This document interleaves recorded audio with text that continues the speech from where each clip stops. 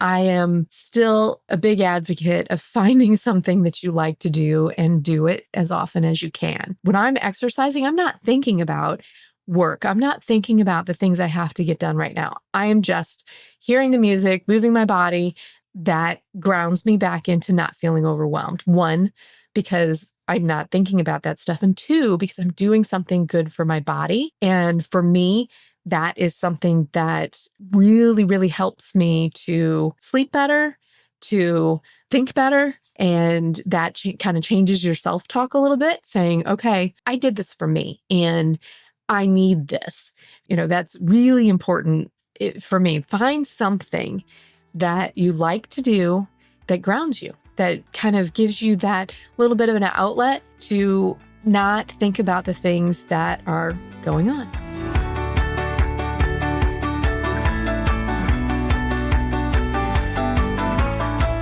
Hi, and welcome to Accounting with Confidence. My name is Beth Whitworth, and I am your host here on this podcast. And today, I'm kind of winging it. I'm bringing you a confidence booster episode relating to pushing through overwhelm. And the reason I'm winging it is I'm feeling it. I feel that overwhelm pushing in right now. And I just wanted to come on here and share with you some of my strategies for coming through that and still getting things done and still taking care of my mental health and my physical health while I'm working through sort of a busy season. So I'm going to start by letting you in on a little story from way back early in my career. I was working in the second public accounting firm that I worked for, and it was a very small firm, and it was owned by two individuals who were the partners, and they hired me, and I was still pretty green. I had only been in the industry a couple of years, and I remember coming into work going, okay, I'm not sure what I'm supposed to be doing.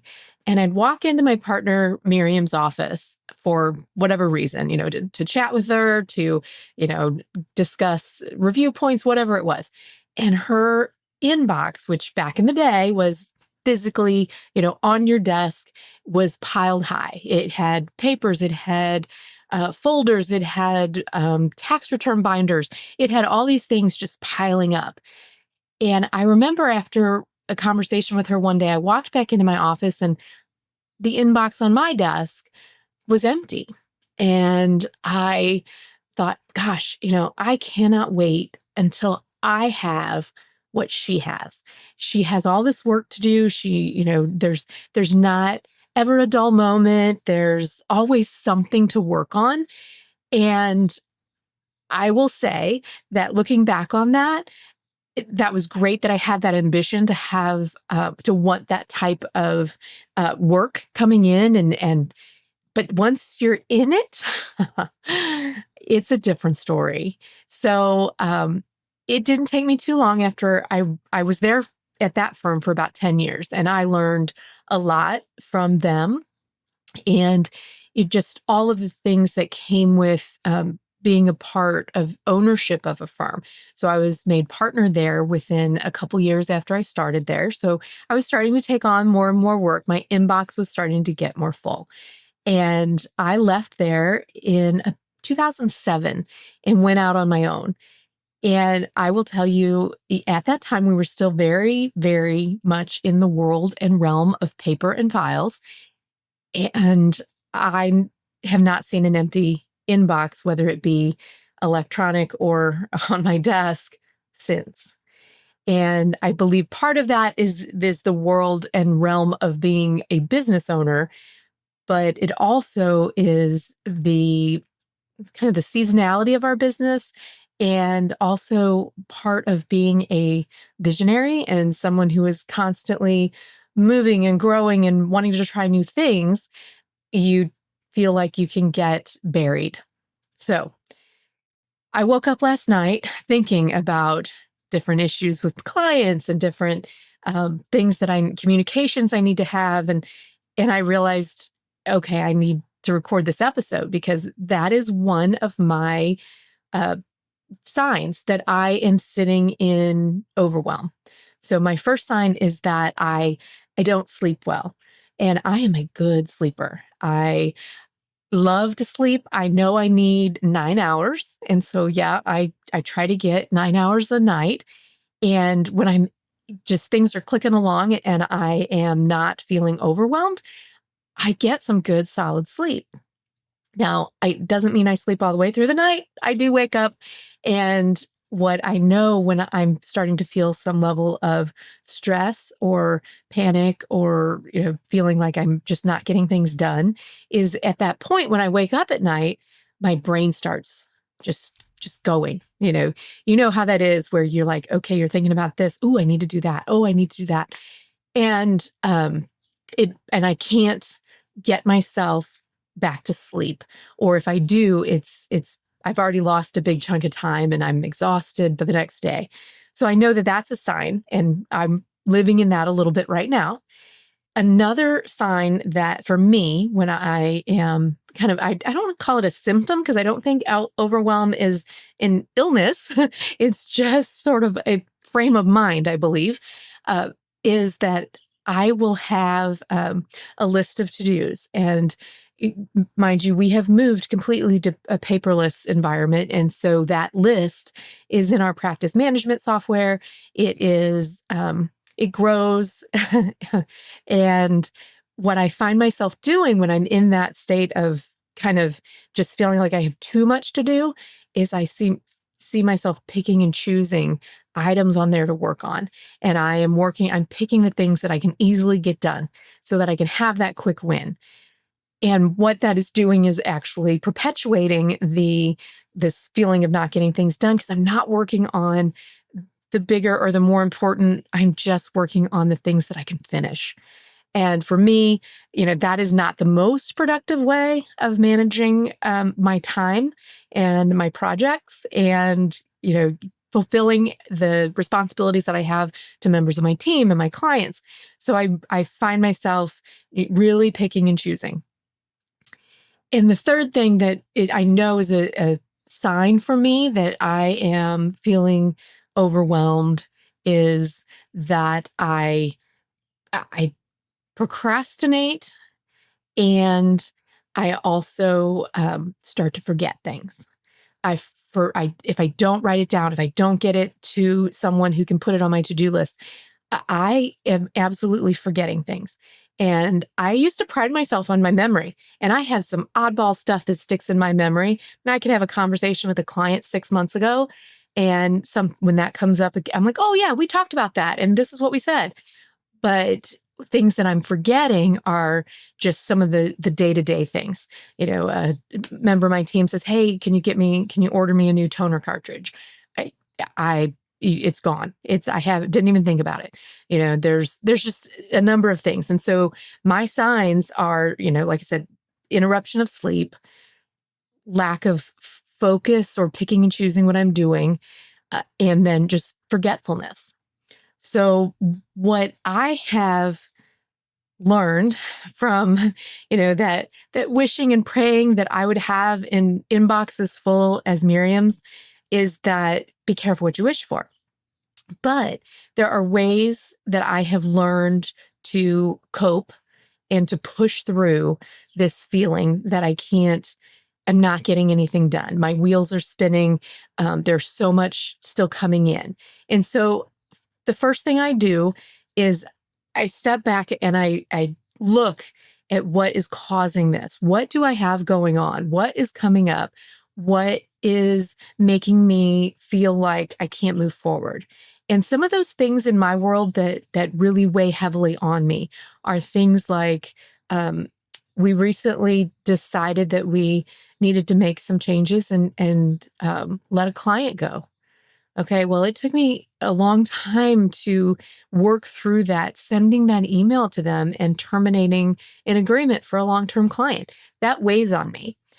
We also had a client that said we were planning on making a change with them, and they got to it first, which was great, but now we have to offboard that client. We have a conference that's coming up. We only go once a year, and this year I'm presenting. I need to get my slides ready and have all of that ready to go. And that's less than 3 weeks away. So I've got these things that are just, they're back there weighing on me. And I know they're so, so important, but I tend to not move on them as quickly as I could. And you know what it's like. You're working, you're dreading something. And then when you finally do it, it didn't take as long. It was easier. The outcome was better than you thought it was going to be. All those things, you procrastinated it for so long.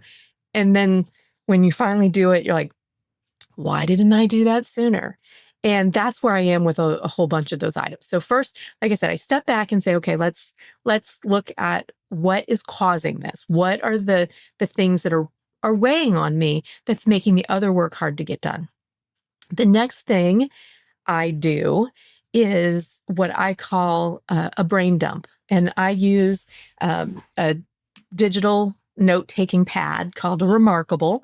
And what I just still need to handwrite, but we learned years ago that me writing on a bunch of Post-it notes and never getting that information anywhere into the digital realm was painful. So now I use that for note-taking. And what I do is I'll date it that day, and I will do what I call a brain dump. And that's all the things I'm thinking about that need to be done. Maybe they're already on my practice management list, but they're high priority. Maybe they're personal. Maybe they're long-term goals. I have clean out my daughter's closet. She moved out a year ago, and I still haven't cleaned out her closet. And it is now my sewing room. So that I put that on there. Just all these things that I think about, from remembering to that I need to get dog food. I put that on there. So anything that's just in that moment on my mind that I have thought of, maybe I'm looking back through my planner and saying, okay, oh, that came up in that phone call, or, oh yeah, Sarah said she needed this. Or I look back through my communication in Teams where we communicate with each other, and I just do this giant brain dump. And what I have found with doing that is it's replacing what I used to do. So before we were digital, there used to be a lot of paper and files and all of these things all over my desk. And when I would get overwhelmed, I literally would stop and I would take everything on my desk and put it in a giant pile. And from that pile, I would then sort by, okay, this needs to be done today. This needs to be done this week. This can wait. And I would then sort of prioritize those piles. Well, I don't have those piles anymore. And so because things are not in that paper format where I can hold on to it, it seems to get stuck up in my head and just kind of builds and builds. So I've been working with my assistant, Becky, and I've been very inconsistent with taking that brain dump and sharing it with her so she can help get things as a to-do item on my practice management list. Or, maybe it's something that she can just take care of for me. Or maybe it's something we look at and say, not now, and let's table that, stop thinking about it. And sometimes it's just, hey, let me delegate that. Let's, delegate that to another member of the team and get it off your plate. So that has been very helpful in kind of stopping and doing that brain dump. Really does give me that opportunity to just put it there and stop dwelling on it. Now, it doesn't necessarily prioritize the work for me, but it does get all of the minutia out of my head as well as the big stuff. And then I can kind of tweak my to-do list inside the practice management software and prioritize. This is high, this is medium, this is low. The third thing I do is, I work with Becky, my assistant, but I also work and communicate with my team on what do they need from me? What is holding them back from moving forward on a project that maybe I've been procrastinating and they just need me to get it done? And for whatever reason, when someone else is waiting for you and you're trying to help them move forward, you really do manage to want to get it done. And so I communicate with them, make sure that I am prioritizing things that will help them not feel overwhelmed, or to move something forward, which makes all of our accounting brains happy when we're checking things off a list. So that has been really critical for me, is to be able to know when someone is waiting for me. If they can't move forward unless I get something done. And I will say, I am someone that if it's not on my list of things to focus on in the practice management software, it gets lost. And that kind of goes back to my symptom of forgetting things. I am not a process person. I'm the visionary in our company, and I know how to put a task into the practice management software. Is that the first thing I go to do when something lands on my plate? No. So what happens is, someone tells me they need this, or I have a phone call or have an email, and instead of immediately making it into a task so I don't forget, it lingers somewhere, ends up on the brain dump list, then ends up on the to-do list. Now, that is not the most efficient way of managing things, and I know I need to work on that. But having that team for me to kind of push on me and help get those things into the system has been really important. And then the last thing I still do to push through overwhelm is exercise. And I know you hear that from everybody. I am still a big advocate of finding something that you like to do and do it as often as you can. And you've heard me mention it before. I do Zumba at least 5 times a week, sometimes more, sometimes less if we're traveling. But I love to do Zumba. I learned during the pandemic to learn to love to walk outside again.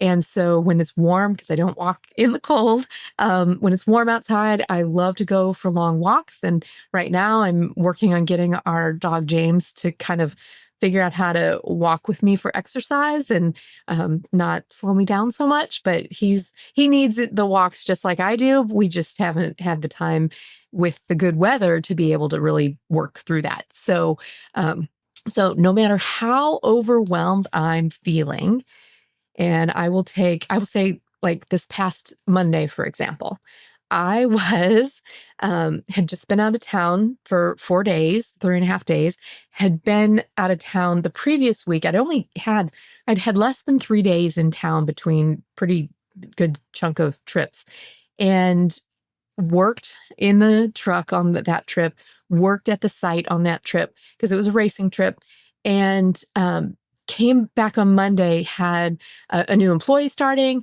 I had a team meeting. I had a big tax planning call. I had all these things, plus already in that state of overwhelm, not sleeping like I should, feeling like if I could just find some time to push through these things, I can get them done. And I almost didn't go to my Zumba class because I was like, I just don't have time for this. I don't have time. And, I hadn't ordered groceries. I wasn't sure what we were going to do for dinner. We hadn't been home in a couple weeks. And I just had all that feeling like I can't do it. And I forced myself to do it anyway. Once I got in the car and got going and went to that class, it didn't matter. I was able to, when I'm exercising, I'm not thinking about work. I'm not thinking about the things I have to get done right now. I am just hearing the music, moving my body, chatting with, Zumba friends. And that grounds me back into not feeling overwhelmed. 1, because I'm not thinking about that stuff. And 2, because I'm doing something good for my body. And for me, that is something that really, really helps me to sleep better, to think better. And I mean, even that if after a class when you're exhausted and you're sweaty and you're just like, okay, don't think I can do anything else. I was able to come home, make dinner, get some things done. And I am always so proud of myself that I make the decision to go. And that kind of changes your self-talk a little bit, saying, okay, I did this for me and I need this. So I would say, that's really important for me. Find something that you like to do and that grounds you, that kind of gives you that little bit of an outlet to not think about the things that are going on. So, like I said, my ways I push through the overwhelm are to step back and identify what's causing it. And right now, it's that pressure of having this conference coming up that I'm speaking at. I've never spoken at this conference before. It also involves air travel and a lot of different a lot of interactions with people. So for introverts, that's really difficult to find time to get the energy to go to all these receptions and courses and doing all the things. And so that kind of weighs on me. Plus, new employee, losing clients, onboarding new clients. There's so much going on. So I identify those things. I then do a brain dump of everything that is going on. Business, personal, family, anything that I need that's in my head. I share that, or I try to remember to share it, or I take that and start to prioritize it. Either do it, meaning do it now, delegate it, table it, essentially, don't do it. Defer, I think is what we call that. Or delete. Don't do it at all. There's some things that we put on our plates that we're totally in control of whether we do it or not. So, and then also communicate with your team, communicate with someone who, if they need something from you, have them help you prioritize, and then take care of you. Find that thing that will ground you. It's a walk while you're listening to your favorite podcast, or a book, or it's Zumba where you've got music and dance. Maybe it's bike riding. Maybe it is maybe you're a runner, or maybe it's just you need to take the time to sit outside. That grounds you. You take your book with pages, or your Kindle or whatever, and you sit outside and you take that 20 minutes for yourself to just ground yourself and take care of you and stop, continuing the cycle of the overwhelm. So I hope this helps someone, anyone. If it helps you, let me know. I love to hear from you. I love to hear when someone has listened and said, I'm going to try to take some of those things back and implement them.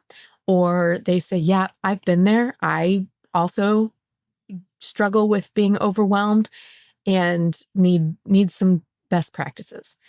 And so feel free, leave me some feedback here where you're listening. There's a button that says, send me fan mail, send me a text. I think it says maybe. So do that. I would love to hear from you. I would love to hear if you found anything helpful. I'd love to hear what you do. Maybe there's something that you do that I can implement to help me get through this too. So if you're in that season where you're kind of having that overwhelm, you're moving, seasons are changing, kids are getting out of school, you've got, lots of stuff going on, maybe vacation plans, and it starts to be a lot. And if you can identify your signs, so like I said, I don't sleep well. I procrastinate things to the extreme, almost to a shutdown level, and I forget things. Those are my signs. If those are happening, I know I need to stop and I need to figure it out and get back in what I would say control. So a little longer than my normal confidence booster, but I did want to jump on, share this with you, and hope that you find something that you can take away from this that can help you to continue to build a business that you love, because you're the only one who can do that. Okay, everybody, talk to you later. Bye-bye.